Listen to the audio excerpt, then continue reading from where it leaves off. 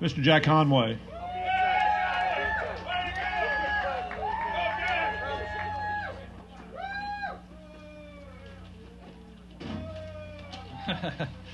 Good afternoon. It's great to be here in Vine Grove. It's great to be back in Hardin County. You know, accountability. Accountability. That's what people want from their elected officials right now. They want someone to go to Washington and to hold Wall Street and Washington accountable. And there's a huge difference in this race, my friends. A huge difference between my record of holding pharmaceutical companies, criminals, and scam artists accountable, and my opponent's record of holding no one accountable, least of all himself.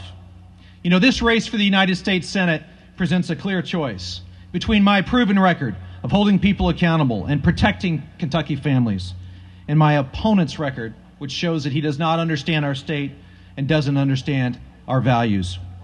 Folks, since you honored me by electing me as your chief law enforcement officer, we've created a cyber crimes unit that's taken 77,000 child porn images off of the internet.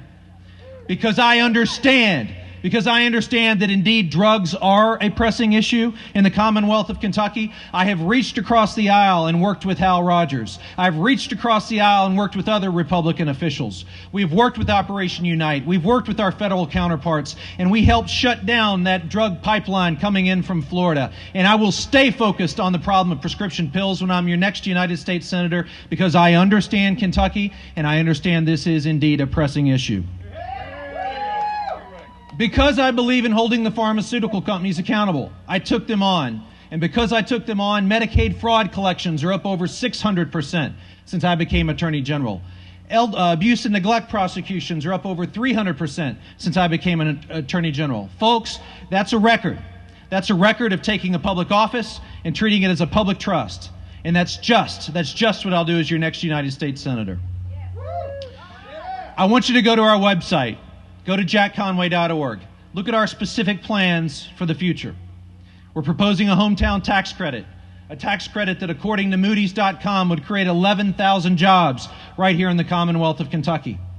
We're proposing a plan to get small and community banks lending once again to the small and medium-sized businesses. Because, ladies and gentlemen, we bailed out a bunch of big banks on Wall Street. Banks that actually do need regulation, to disagree with my opponent just said. Big banks that do need regulation. We bailed out a bunch of big banks, but yet our regulators are coming down on the small and community banks that make the $300,000, $400,000, $500,000 loans in places like Vine Grove, Kentucky, so that people can have a job.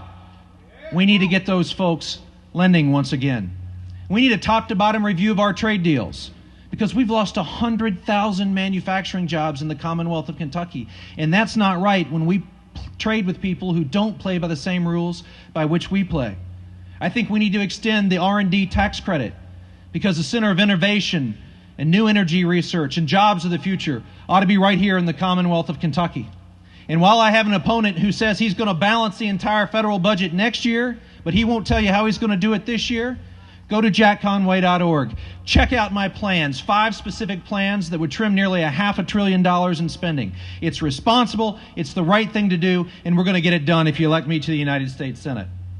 Folks, there is a real clear choice in this election.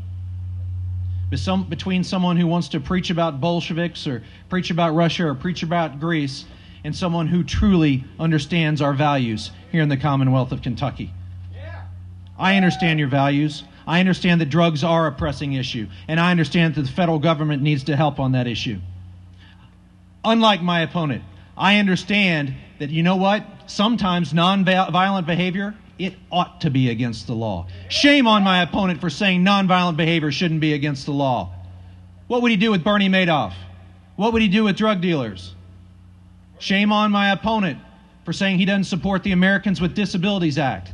I was talking to a veteran just now before I came up here. When you stand up and say you don't support the Americans with Disabilities Act, what are you saying to our veterans coming home wounded from these 2 wars? He'd just say, soldier, take an office on the first floor. No need for a ramp or to cut out the curb. Or does it share Kentucky values to make statements when you talk to coal miners and say, the widows of coal miners especially, and to say, you know what? Sometimes accidents just happen. And we don't need federal mine safety regulations? And we don't need workplace safety regulations?